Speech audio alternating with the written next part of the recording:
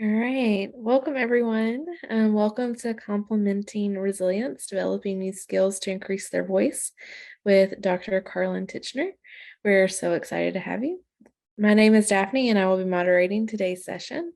I will be monitoring questions in the chat, and if you have any issues, you can send me a direct message through the Zoom chat.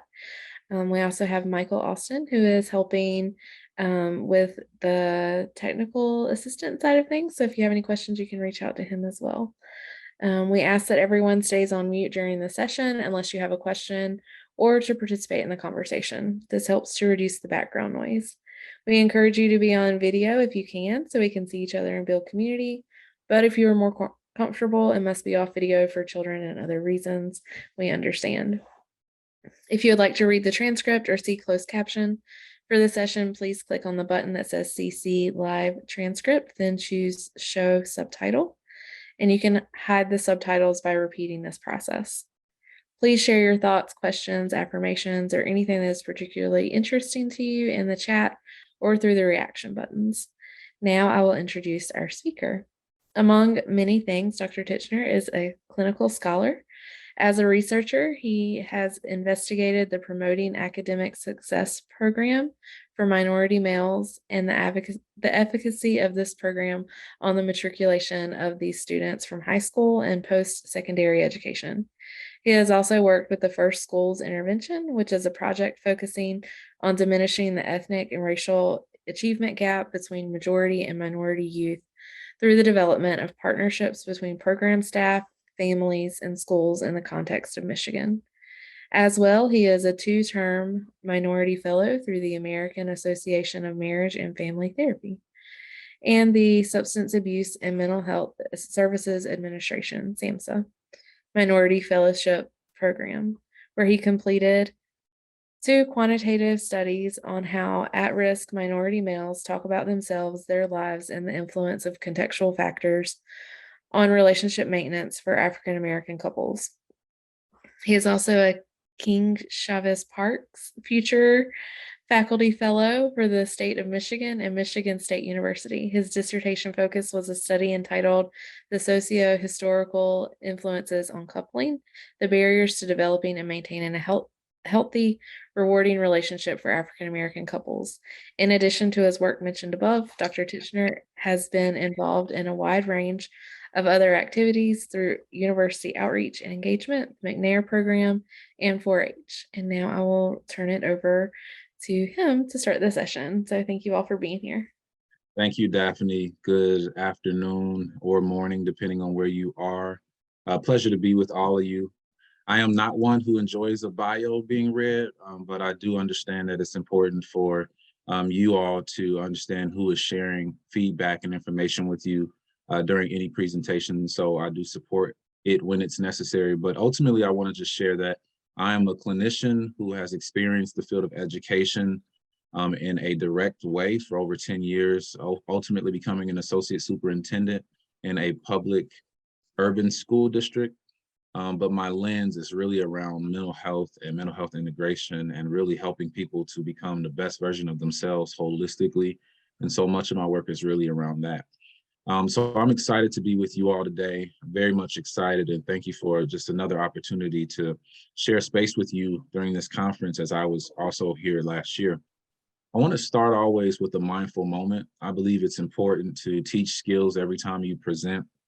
And the truth, as I've learned, is that folks don't do a great job of breathing. And that's all mindfulness is learning how to effectively breathe so that you can regulate yourself and ultimately allow yourself emotionally to experience some level of calm. And so I invite you, if you are willing, to close your eyes. And if you are unwilling to do that, I'll invite you to just look to the floor. And I'll also ask you to sit comfortably in your chair if you are seating. And I want you to put your hand somewhere natural that might be in your lap or between your legs, wherever makes sense for you. I usually put mine between my legs or on my lap. And I want you to just begin to breathe. I imagine today you've been probably moving and focused on a lot of different things. I myself just coached a 10, 11-year-old travel basketball team. So mindfulness is really important for me at this moment to get myself centered, to be present with you all today. And I want you to be present with me. So just breathe on your own rhythm. Breathe. And as you can breathe, I want you to try to do deep breaths.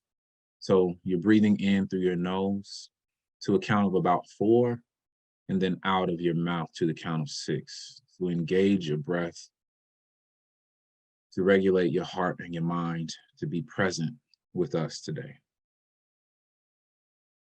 Push all the stress that you might have felt prior to this moment out and breathe in the positive energy that allows us to be together in the most healthy way so that we can learn and grow together and experience one another, albeit in a virtual space, we can still be connected. Breathe in to the count of 4 through your nose and out to the count of 6.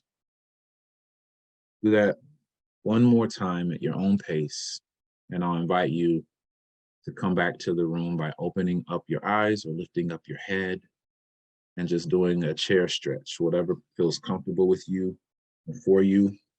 Stretch your body. And now we are here together to talk about a very, very, very important topic, in my opinion, and I hope that you feel the same. I want to start first with a recognition that we will be talking about these key points as listed. And so if you can just take a moment to read those, and I'll highlight them a bit.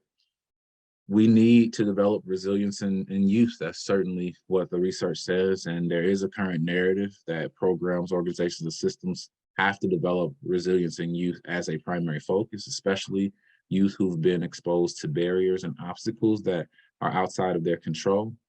And so this presentation will actually accept that fact, but challenge the idea that we need to build resilience and instead complement resilience. And you'll hear me say very critically why the idea of complementing resilience is important instead of the other idea of building. There is an assumption around the word build. The assumption is, for me, this, that youth without our intervention don't currently have resilience. And so as a result, we have to build their resilience. And I challenge that. I've met numerous youth over my career, over my life, who come to me with a demonstration of the ability to move through, overcome, navigate, traverse all obstacles that have hit their lives to the best of their ability. And to me, that youth is already resilient. What it is important for me to learn how to do is to cultivate that resilience, to build upon that resilience, and to channel their resilience in a way that is not asocial, but pro-social, and instead also to build the best version of themselves so that they can understand their lives, understand the decisions they make and how their decisions can impact their lives, know how to advocate on their own behalf, and be able to critically think about the world around them and how their choices lead to either positive or negative outcomes. And they need to be able to analyze that before they make their choice. But in my opinion, all youth are already resilient. We just have to help cultivate. So today, through our short time together, as this topic could be a full day, we'll learn a bit about the current narrative, we'll understand opportunities to complement resilience, and we'll identify ways to increase youth voice, especially in the communities in their homes. Let's start first with youth resilience. The commitment of this organization, and especially in the state of North Carolina, is that babies, toddlers, and young children across North Carolina will express, recognize, and manage their emotions in a healthy way, especially under stress. And so with that commitment, I want to highlight how resilience aligns to that commitment. The idea of stress for me is a thing that one needs to have resilience around, through, and over as stressors come. And we know the research says that there are 3 types of stress. I'll go back to this slide so that we can highlight the word stress. 3 types of stress. Eustress, which is the positive stress. That is the stress that we all feel when we are preparing ourselves to do a task that we want to do well in. For example, you might have the anxiety that comes from preparing yourself to do an interview, or you might have an evaluation that's coming up for your job. A youth might have a test or a quiz that they're preparing for, and they're feeling some level of stress. That eustress helps them to plan and prepare to be successful. So that's good stress. But then there's the manageable stress. That's number 2. The manageable stress is the stress that shows up when there's a annoyance, a nuisance, something that we prefer not to have to deal with, but it's present, and yet we have the capacity, the skill, the ability to manage that stress. So I'll give you an example of a stress like that. It might be running out of gas, or your tire is now low, or something happened in traffic where you now are going to run late to work. It's a nuisance, but you within yourself have the skill to manage that stress effectively, even though it's annoying at that moment. And then the negative stress is the toxic stress, the stress that goes above and beyond our capacity to respond. All of us are exposed to all three at some level. And what we want to be able to do is recognize that youth are also exposed to all three at some level. And the youth that have been exposed to, especially the toxic stress, have already demonstrated forms of resilience. Again, what we want to do is build upon their resilience to support them to learn how to navigate effectively and to ensure that they then can be critically thinking in the moments where the stress shows up. So what is resilience? The capacity to recover quickly from difficulties and toughness, the ability of a substance or an object to spring back into shape, form of elasticity. And emotional resilience is leveraging adversity, using it to the benefit of an individual rather than succumbing to the pressure of that emotional challenge. It's about how you view and respond to different situations. To give additional information around resilience, it is the sense of competency, optimism, and hope, caring and respect for self and others, the ability to problem solve and cope, ability to reframe stress, and a sense of purpose and meaning, which are social and emotional skills that are essential for students' resilience in school and in their life in general. I love a couple of these words because they speak to me personally. One is reframing stress, and I sort of alluded to that already. How do you analyze stress, accept that stress is either positive, manageable, or toxic, and then use it to the benefit rather than to your detriment? That is something that I believe youth have to learn, especially when they're hyper exposed to challenges in their life. And it is for me up to adults to really think about how are we teaching the skill of resilience above what they already know, and how are we helping them to reassess, reframe, redefine these stressful moments, and giving them the tools to then respond in a way that gives them the outcome they desire, the positive.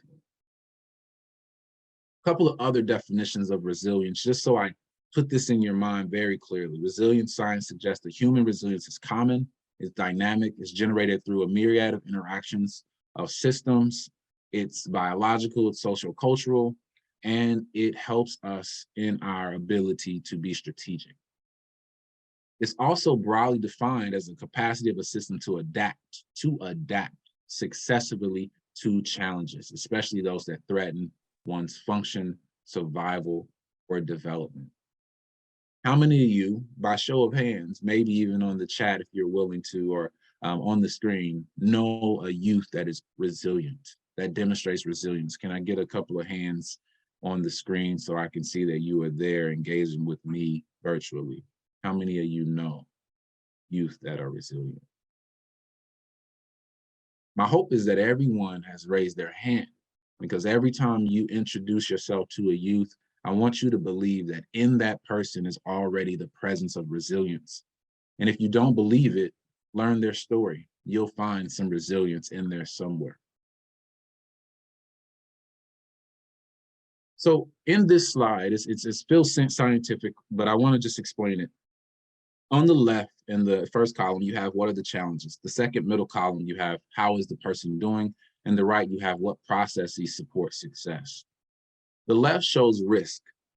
The middle shows criteria to be adaptive, which is my ability to respond to a stressor, to a moment that is difficult.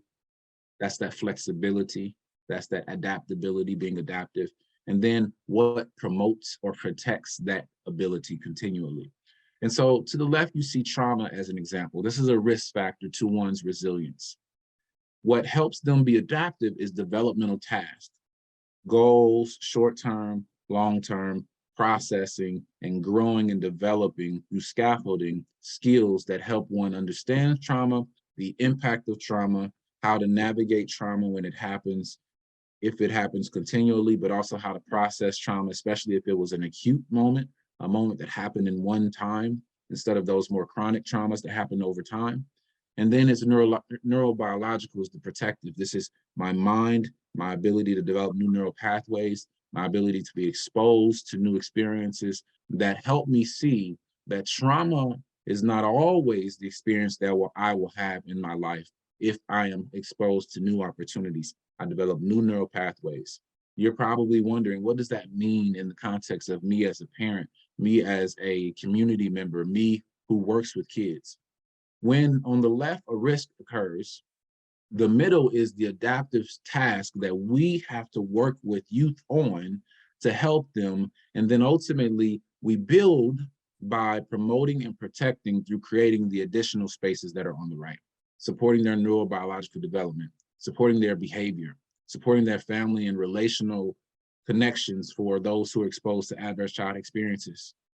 For those who are exposed to the risk of poverty, we give them community. For those who have experienced natural disaster, we give them cultural connection. For those who've experienced war, we connect them to a social community, and we connect them to caregivers who then build a relationship that leads them to understand that this incident, this risk, does not define fully their experience of the world. And so as we work to build emotional resilience, we have to understand that the resilience comes through the going through. And when we go through, we have to build upon through education and development of skills. So what are those skills? We're going to talk about that today. What are the skills that I need to work with young people on so that they can develop continually resilience through their adversity? First, through their adversity, not to overwhelm them, but to help them see that there is learning through adversity. And again, many youth have already experienced much adversity, so it's not as if we have to create adversity for them. What we have to do is help them persist through adversity, low A, small adversity, large A, and then help them develop the learning, the skill, the education, the awareness, the understanding to move through it effectively and in a healthy way. What am I saying? Let's talk about it a bit more. So we'll talk about how to build resilience again in youth. When I say how to build, I'm saying build upon the resilience that is already present in that youth. There's already resilience in that youth. There's already resilience in that youth. So how do we build on that? We teach resiliency skills. We'll break that down in a bit. We practice and we rehearse scenarios with them so that they can think through critically the possibilities and then think about how they might respond. And then we challenge them to do something difficult. We have to put them in spaces where they can rehearse, but then that they get to actually experience in real life that thing. Now, I'm talking about low-level adversity, those things that we can create for them to persist through so that they can experience some learning, right? Even though youth have been exposed to forms of adversity, not all of them have learned the skill that comes from that experience and the endurance of that experience. We need adults, parents, youth caregivers, youth workers, community members to spend time educating and teaching what the learning is through that experience of adversity. And we have to be able to break it down. So let's talk a little bit more about what I mean. When we think about teaching resiliency skills, we are talking about the ability to define an adversity and developing a conversation around what resilience looks like when adversity occurs. We are also then reflecting on the growth opportunities when it happens. We're discussing the emotions that come from the adversity because all of our youth, many of them use primary emotions. I'm mad, I'm happy, I'm sad. We want to help them think more critically about their emotion. I'm overwhelmed, I'm frustrated, I'm excited, I'm exacerbated, I'm famished. More complex words that really specifically target what it is they actually feel. All of us have probably met youth now who are starting to use the narrative of I feel some kind of way, right? That is not clear language because it doesn't help us respond effectively to the emotion that they actually feel. So as adults, as parents, as caregivers, as youth workers, we have to help them develop emotional intelligence. In order to do that, we have to teach them emotional words that are above and beyond their natural five that most of us use: happy, sad, right? And then we have to identify counter stories and ideas. So imagine you're experiencing some form of adversity. How do I, in that moment, not only express my emotion, but also give myself another narrative around what's actually happening? It is very easy for we as people, adults and children alike, to really tell ourselves the negative narrative about the incident or the moment. I'm not good enough. I'm not worth enough. I'm not loved. I'm not supported. Instead, we have to identify what's the other message? What's the other narrative that you can see in this moment that may be different than that automatic thought you have in the narrative that you try to accept? And then we have to encourage persistence. Well, let's use a basketball analogy just so that I make this more concrete. Let's imagine that young people are playing ball and they're coming up against a team that's better than they are. In that moment, let's say we debrief it after the game, we lost the game, that was a moment of adversity, but I want them to develop resilience. So I want to process with them the skill that they could have learned and they need to learn in reflection. I'm going to define what the adversity was. The team was better, they played harder, they were stronger, they were more skilled. What were the opportunities for growth? I could have played better defense. I could have worked harder. I could have practiced harder to prepare myself for the game. What are the emotions? I'm disappointed. I'm frustrated. I'm overwhelmed at the fact that we lost. I'm a bit annoyed at the fact that we didn't play our best game, but I'm excited about the possibility that I can get better. What are the narratives? Well, before you were saying that we're not as good as they are. We're not as strong as they are.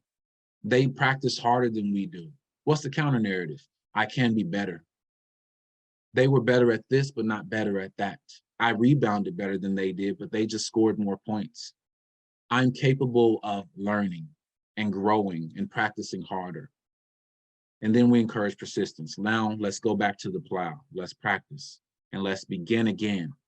This is a simple definition or description of how it might mean to teach resilience. But for youth, we have to break it down and slow it down so they can understand the learning in the adaptation in response to the stressor or the moment of adversity. We have to break it down and we have to begin to believe that all youth have the ability to understand everything that I just described. So then the next thing becomes, how do we practice the scenarios? And in a lot of ways, right, many of you probably do this at some level, but you don't know you're doing it. And some of us don't practice scenarios at all because we wait until the moment where something happens and then we debrief. And in my mind, and I say this to myself as a parent of a 10-year-old daughter and as a coach and as a community member who is working with boys and girls who are younger all the time, I think about how do I better prepare them before the moment happens. Practicing scenarios is one example of doing that. Is creating the space to have a critical dialogue about the possibility and then sharing with them opportunities to consider what their reaction might be when that possibility occurs. So we then identify likely moments where children could develop persistence. And then we talk about, this is that communication, this is that active dialogue with young people about how they think, about how they might respond, and about how they perceive things. So we talk about the plausible situation, the moment. And then we discuss the variables, the influences surrounding the issue as we share a bit more about the moment. What are the variables that might enter into this moment? How might you respond to that moment? If you're thinking, let me get a critical example. All right. Well, I'm a Black man. I have Black children. I have Black nephews and nieces. And one day they may be pulled over by the police. And this is a conversation that many Black people have with their children early on in life, especially as they get closer to driving. My nephew is about to learn how to drive. And I am sure his parents have already had the conversation, and I will participate in the conversation again and again and again to keep him safe in the instance where he might be pulled over. But I need to teach him about this plausibility now, not when it happens, because he's going to need some ability to be resilient through adversity.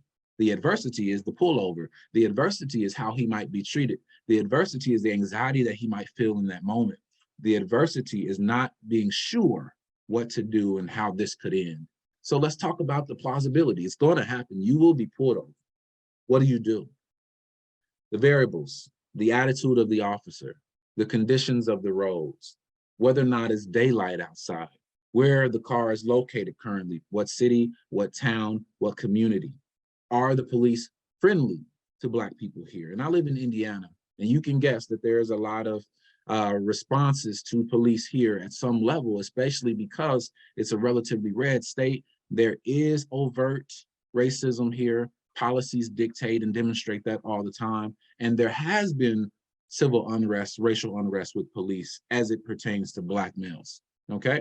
So we talk about the plausibility because it's going to happen, but we also discuss the variables, as I mentioned. And then we move to discuss the possible reaction. Young man, how might you respond? How do you need to respond? What are the emotions you might feel? How do you manage those emotions in that moment? And how do you traverse this adversity effectively while knowing how you did it and understanding the learning before the moment happens? What's the learning? Self-awareness, emotional regulation, perception of others' behavior, communication and thorough communication about what and how you are situated in the moment of that adversity. Where are my hands? Where are my eyes? How am I feeling? How do I respond versus react? And here's critical because some of us use these words interchangeably. And as we develop emotional intelligence with youth, we want to educate them that these two things are different. What is a response? A response is a regulated reaction, essentially. I am regulated. I am regulated when something happens, and then I have enough prefrontal cortex awareness to process information and to make a sound decision in response to that trigger. I'll give you an example. I'm frustrated, I'm overwhelmed, I'm annoyed. I allow myself to calm down first, to think about the outcomes of my response, and then I make the best decision to improve the moment, not to make it worse. The reaction is that immediate response that happens without calming down. It's that emotional response. It's the response that says, I don't need to think through the consequences of this, of what I'm about to do. I just need to make sure that they know that I feel whatever it is, right? So imagine if you're a Black man being pulled over by the police and you choose to react instead of respond. What are the potential consequences? We have to teach young people the difference between a response, a regulated response, and a reaction, a dysregulated response. We have to. At the basketball game today, and this is just at the forefront of my mind, before our game, I watched a coach and his female partner, romantic partner, go completely ballistic about the behavior of the refs in terms of their calling on the game, such that they were completely loud, cussing out the refs. And guess who was watching that behavior? All of the kids that previously played the game, plus their children. And I was embarrassed for them because they weren't thinking logically. They weren't thinking with their emotional regulation intact. Instead, they were reacting. They were reacting, and the kids learned how to react, but nobody probably will have a conversation on what it looks like to respond. But my hope, my prayer is that that will happen so that in these moments, there is an ability to understand I must respond, not react. I must be regulated, not dysregulated. I must be down, not up, so that I can improve the possibility of this plausibility. I hope that made sense. And then I have to help to see the outcomes and the difference between a response and a reaction prior to the adversity. Because when the adversity comes, that young person will be able to go into their mental Rolodex, into their heart and mind, and remember the scenarios that you provided them the opportunity to explore. And now they have the necessary skill to slow the moment down, to calm themselves down, and to think critically, regulated on what to do next. And for many of our young people, it's a matter of life and death. So please practice the scenario. The next thing is to challenge them to do something different. I have a 10-year-old, and I mentioned this before, but I again work with youth all the time. And one thing that I do is I analyze my daughter. I do. I don't analyze her to her face, but I am constantly thinking about what are her strengths And what are her areas of growth? And what is it my responsibility as her parent, as her, the lover of her life, to prepare her in order to be a successful human being? Is it to ride her? No. You might think, well, she has a dad as a therapist. I don't go at her like that, I promise. But I do sit and consider what she needs. And I share this with my wife. And then we talk about how do we put her in the best possible situation to engage her interests and her passions after we've identified her areas of growth and her strengths. And then we give her the identification of those opportunities that are challenging based on her interests, right? Like you might say, well, I don't have the ability to always do that. That's an upper middle class or a different economic benefit for those. And I would say back to you, I don't think that that's the case, because our youth have many passions and interests, and some of which don't require a financial investment. The key, though, is first learning what their strengths and their growth areas are, and then asking questions, and then watching them demonstrate what they're interested in. And then in that moment, identifying what is an opportunity that can challenge them to grow, develop the persistence and the resilience, additionally, above and beyond what they already have. And then in that moment, after they have now been exposed to something challenging, I want to then coach them through the process. What does that look like? Well, it's talking through what they're experiencing as they are enduring. As they are enduring.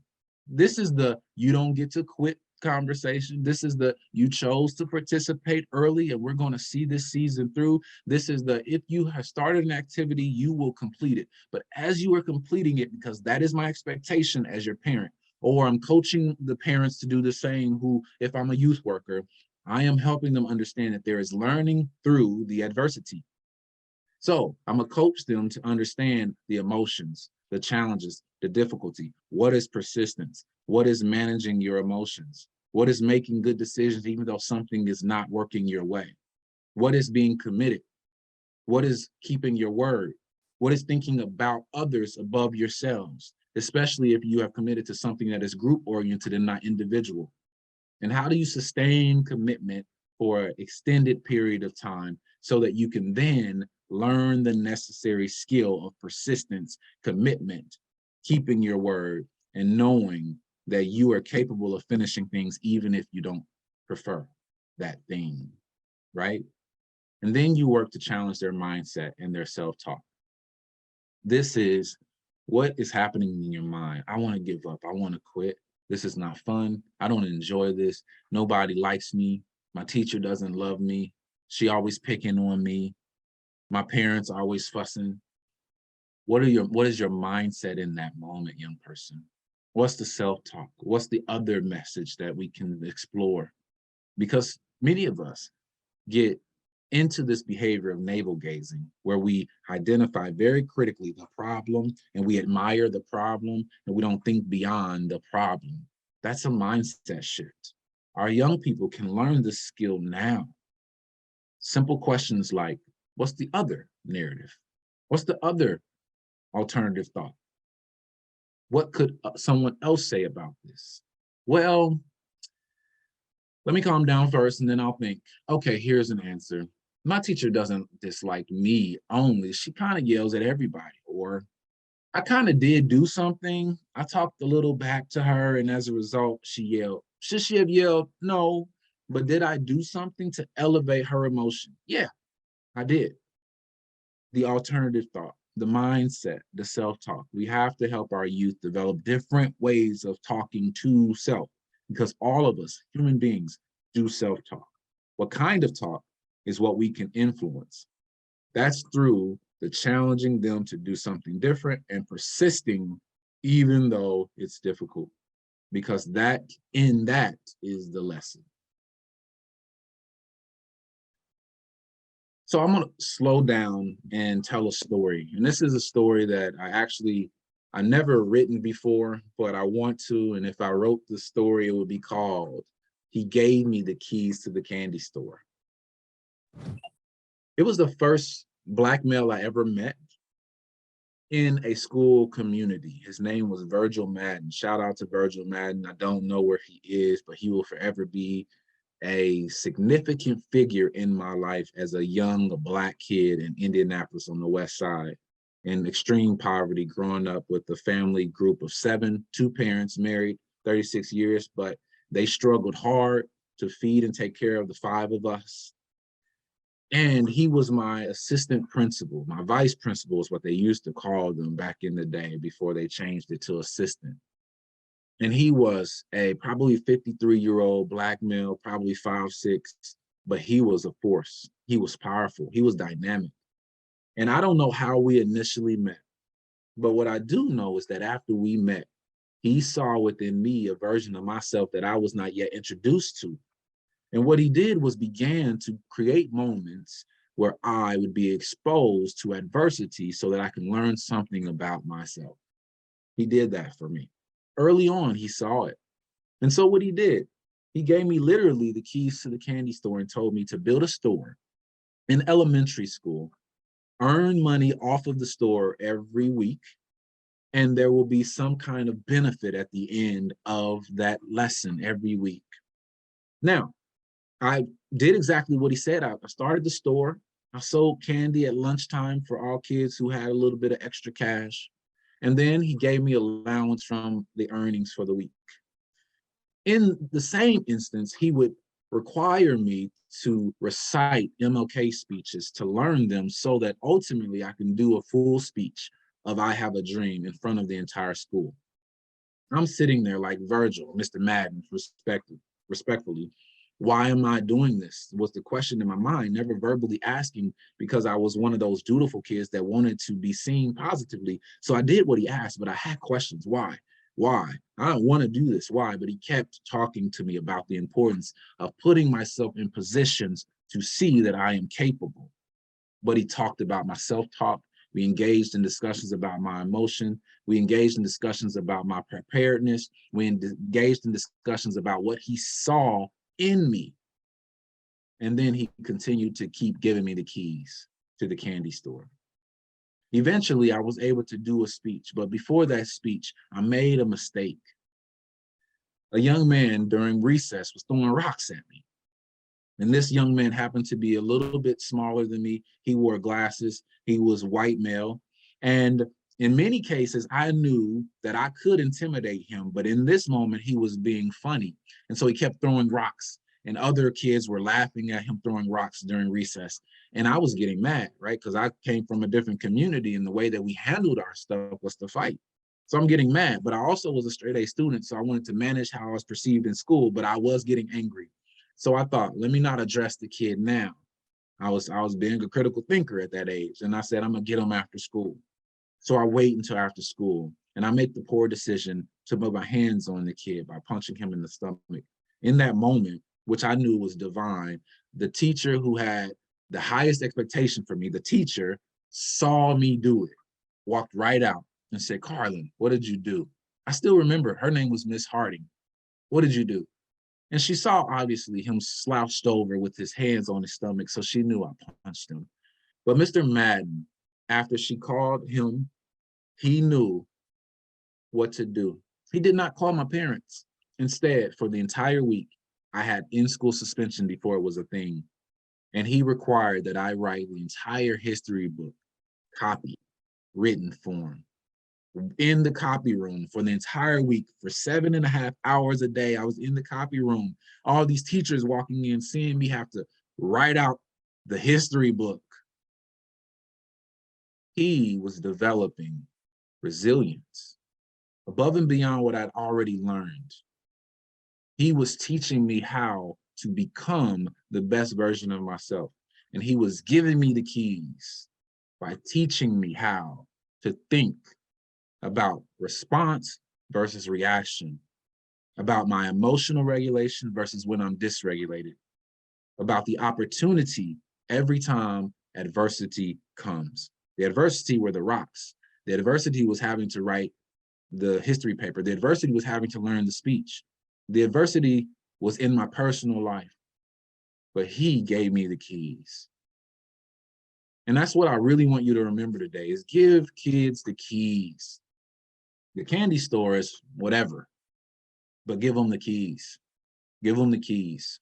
What are the keys? What are the keys? I want you to think back to the 3 examples I gave. Teach the scenarios, right? teach the resiliency skill, slow the incident down, prepare them for the plausibility and the possibility, and then engage in giving them something different to do and to persist through so they can learn the necessary skill in that persistence. Start with their gifts, their talents, their strengths, and their areas of growth. So then we move to complementing resilience. Complementing resilience. And for me, the way that we complement resilience is by developing social emotional wellness. Social emotional wellness. And there are 8 dimensions under SAMHSA that help us to understand social emotional wellness in the most critical way. And if we implement these 8 dimensions in our life personally, we will find that we are generally balanced. The fact is that most of us have never been exposed to a conversation around emotional wellness versus spiritual wellness versus intellectual wellness, physical, environmental, financial, occupational, and social. And today I'm not going to educate you on it. What I want to do is introduce you to the idea that there is such a thing as a dimension of wellness. There are 8 components, and in that we find balance. What I want to share today, though, is this idea of social emotional wellness. You might say, well, that's not social emotional learning, because it isn't. It includes social emotional learning, but it's not independently social emotional learning. What social emotional wellness is the idea of having wellness through the 8 dimensions, having a strong mental health, and then recognizing the skill of social emotional learning. So I want to break down these concepts for you in a way that helps you think, how do I teach young people these skills? Now, there is a war going on to reduce our, when I say our, educators' ability to teach social emotional learning, because many people think it's hiding critical race theory inside the sauce. Somehow we're indoctrinating young people and teaching them things that they believe parents should be able to teach them. And I agree, parents should. But parents should also help and allow educators and community centers to reinforce these skills, because these skills are the soft skills that employers desire to see in the relationships and the abilities of the adults that work in their communities, in their organizations. So wellness is defined as a combination of both social, emotional, cognitive, and physical wellness. Essentially, every dimension that I previously introduced. It is a disposition and our behaviors by us that demonstrate our wellness perspective, which include having a sense of purpose, the ability to be reflective, developing and then maintaining healthy relationships, showing empathy, our ability to connect with the lived experiences of others in a compassionate way, and then regular exercise, healthy eating, and adequate sleep. That is a definition of wellness. Here's something that I introduced to educators across the country, to principals and directors of schools across the country. I provide language around a continuum of wellness, because it's critical for us, I think, to learn that there is a space between us being excellent in something and us being in crisis. But here's the critical ability of this screen.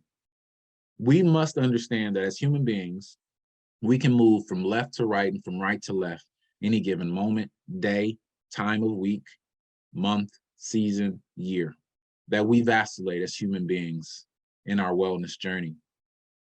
And many of us can be in crisis in the morning and then move ourselves into surviving in the afternoon. What I want you to do is take a look at this screen. Everything in the blue is not necessarily required for you to still be in that category. So on the left, you have crisis, to struggling, to surviving, to thriving, and excelling. And at the bottom, you have descriptors of each of the things at the top. I want you to self-identify where you are in this moment based on some of the descriptions in the bottom, in the blue. We can be anywhere at any given moment, and I want to normalize that. I also want to help us to not judge where we are, but instead ask a couple of follow-up questions. If I am surviving, why am I not to the left? Why am I not struggling? What that question does is helps you to identify some of the practices that you are already doing to be better, to resist the movement to the left. the skill of resilience that you are already demonstrating. And then the next question is, what do I need from myself to move to the right if that's what I desire? So 2 questions. Why am I not further to the left depending on where I am? And what do I need from myself to move to the right? Why do I ask the question of what do you need from yourself? Because the average American identifies a need by identifying who else could solve it for us, instead of recognizing that our wellness, our mental health, our social emotional learning skill development, our general wellness is ultimately our responsibility. And that by identifying what we need from ourselves, we give ourselves agency and we hold ourselves accountable to putting in place practices or increasing the practices that are effective to move ourselves to the next continuum, to the next category, to the next level. And I want you to imagine having the same conversation with a young person. How do we educate them on their wellness journey? And then how do we give them language to understand where they might be? And then how do we challenge them to think, how, based on where I am, why am I not further to the left? And based on where I am, what do I need from myself to move further to the right? We have to first learn these strategies ourselves before we can teach it. I fundamentally believe that. The next is social emotional learning. And many of you have been introduced to CASEL, which is based out of Chicago. It is an organization that does research, training, and professional development and educating of others around SEL, which is called social emotional learning. And there are 5 competencies according to SAMHSA: self-awareness, self-management, responsible decision-making, relationship skills, and social awareness. These 5 in my state were translated into 7. What we said was that while we agree with all of the 5, we renamed them and then we added 2 additional ones that were not previously there. Mindset, which is what I talked about earlier, my ability to be persistent, my ability to have rigor, my ability to believe that I can do and I will respond to a challenge by moving forward with the necessary understanding of what is being learned by that experience. And then also sensory motor integration, which is learning and developing an awareness of how my emotion and my body interact. Okay. In teaching those skills, what we did was translate them by aligning them, doing a crosswalk between each of those competencies. So what you see on the left is the CASEL ones, which is national and well-researched. In the middle is the Indiana Department of Education competencies, which is a growing research area, specifically out of Butler University. And you see the alignment between self-awareness, for example, is insight, self-management is regulation. And then on the right, the third column, you see the definitions of these concepts. I want you to just identify one competency. Let's say you jumped at relationship skills. I want you to walk across from left to right. Relationship skills is the same as collaboration. And I want you to read one of the definitions to yourself. Go ahead and do that. And I'll ask a follow-up question. What kid in your life, in your community, in your home, in your school, in your church, in your social environment doesn't need the skill that you just read? What adult doesn't need the skill that you just read? I'm biased, but I would say that there is not one who doesn't need these skills. And developing these skills prepares one to be a well-balanced, critically minded, self-aware, emotionally regulated adult who contributes effectively to their own life and to the broader society. If you disagree, email me and we can talk further. But I'm biased, as I said, because I believe that social emotional learning is critical to developing additional resilience in the face of adversity. Okay, let's move on as our time closes. Mental health, different from wellness, different from SEL. Mental health is, as you know, as much as I know, I would imagine, based on the statistical reality of research, that maybe about 35% of us on this call have ever seen a therapist.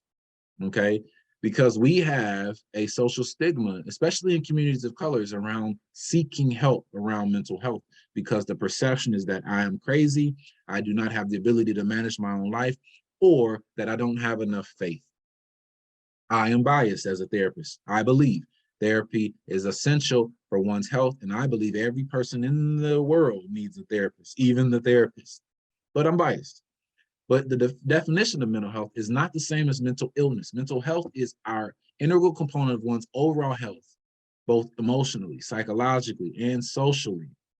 It affects our thoughts, our feelings, and our behaviors. And if one is not well mentally, one can engage in behaviors and have thoughts and have behaviors, or excuse me, and feelings that can ultimately disrupt their ability to thrive.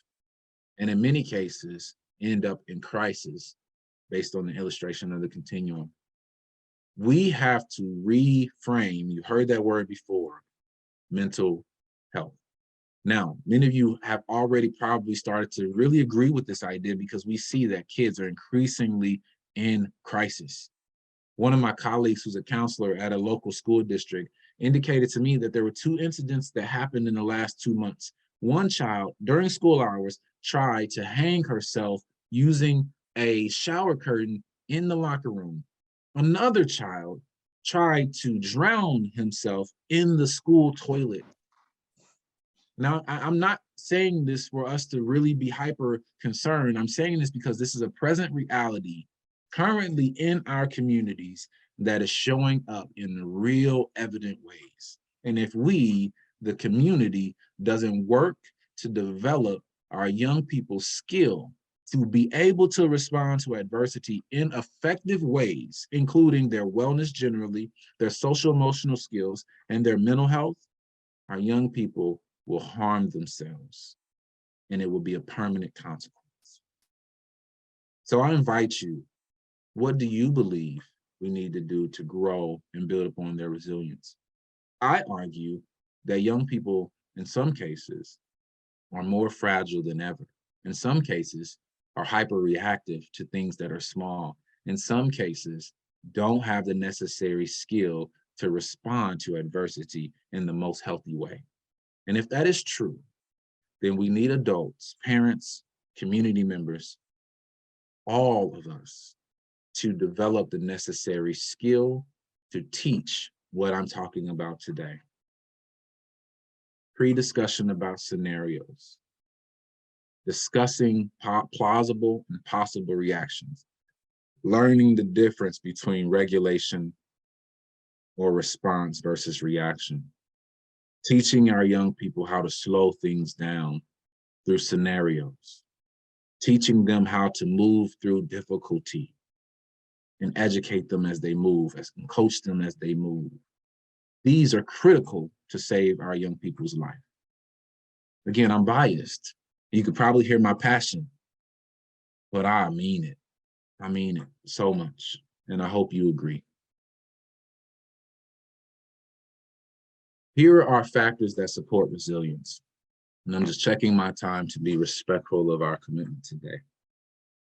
Factors that support resilience include caring family, sensitive caregiving, close relationships, emotional security, sense of belonging, skilled parenting, not just having kids for the sake of having kids to have form of procreation where you have an extended ability to have legacy, but instead developing the necessary skill to analyze, assess, identify strengths and areas of growth, putting your kids in places where they can develop coping skills, etc. Skilled parenting, thoughtful parenting, not reactive parenting, agency and a motivation to adapt. This is teaching them as you coach to do something different and challenging so that they can develop agency in the moment, so they can learn how to be adaptive. Problem solving skills, executive functioning skills, self-regulation. I can read the entire list, but my hope is that you are taking pictures, folks, because this slide for me is probably the most powerful slide. It shows us that this is what builds upon pre-existing resilience. And if we, the community, can effectively continue to implement, and if we're not yet implementing, begin to implement, we can create more resilient kids. Again, not because they're not resilient yet, but because they've already demonstrated resilience. But in some cases, their resilience is not strong enough to give them the necessary skill and ability to move through life effectively, and then to help others do the same. That's what I'm asking from each of us, is to commit to learning wellness, to learning the importance of mental health, and to no longer say that mental health is not important and that we need to connect our young people to services after we connect ourselves, because many of us are broken. Many of us are wounded. Many of us are fragmented. And we need to address that so that we can then support the holistic development of young people. And then after we've done that, after we've worked on their skill of social emotional learning, after we've worked on their skill of general wellness, after we've worked on reframing mental health, we began to increase their voice. We give them the opportunity to speak. We give them space to participate in their own story where we don't decide for them. We give them the space to contribute to their lives, regardless of their age. And it starts with us asking them questions, getting their insight, asking their opinion, asking what they want. The time where we used to say, kids don't have a thought, is over. You know why? Because they're hyper exposed to information. And because they're hyper exposed to information, that means they have information moving in their minds, but they don't have the ability to analyze and filter the information. And so we need to have conversations with them so we can develop the filter. They have to have the ability to contribute to their own story. Otherwise, they're inundated and then they react. Instead of, what are you processing? Here's how you filter it. Here's a proper response. They are continually introduced to information, and most of us are unaware what information. We need to allow youth their voice. We also need to increase their voice in community and in the home. And one of the primary ways that I believe this happens is by giving them choice and collaborating with them on the decisions that they make.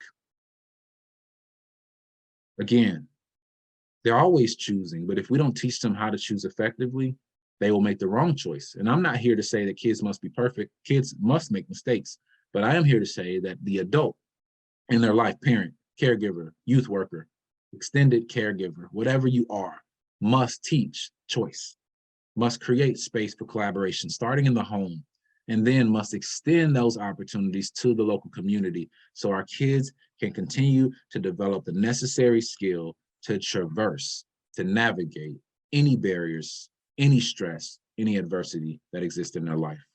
And then we must create and cultivate safety and trustworthiness. There's so much here, but I'm gonna close out with this. If you are an advocate for youth, I invite you to take a photo of this slide. And this is how you begin to hold accountable the youth-serving organizations in a way that helps them to lift up the voice of young people so that they can be the advocates for themselves, so they can develop the necessary skill to overcome adversity, so they can develop an understanding of mental health, wellness, and social emotional skills and competencies. I won't go through this list, but I'll invite you to take a photo of it, and I'm happy to share my slides. I want to end with an appreciation for each of you and all that you do, both as parents, as caregivers, and as lovers of the next generation. Thank you for your time. I appreciate you, and I hope that some of what I said was useful to the work that you continue to do as an effective adult on behalf of youth. Blessings to all.